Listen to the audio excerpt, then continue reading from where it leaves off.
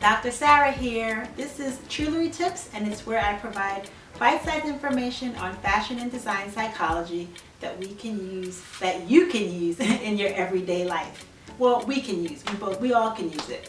So today we're going to be talking about formal clothing and cognition.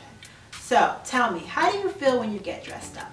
I know for me, I feel a little bit better in mood, and it helps me feel like a better version of myself. And I think we all feel a little bit more elevated when we get dressed up, right? Did you know that studies show that formal clothing is associated with more social distance and less approachability?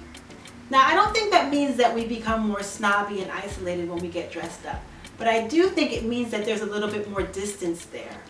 So think of a priest wearing a collar. You don't just roll up on a priest, right? You kind of step back a little bit because there's a little bit of reverence or social distance. And I think that's the same way when we're dressed up or in formal clothing. Did you know that research also shows that formal clothing is associated with abstract processing? So abstract processing has to do with thinking in terms of broad mental representations, like possibilities that haven't happened yet, or long-term goals instead of immediate gratification. And I think the idea behind that is that when you feel a little bit more elevated, you're more likely to be abstract in your thinking. So what does this mean for us? Why is this important?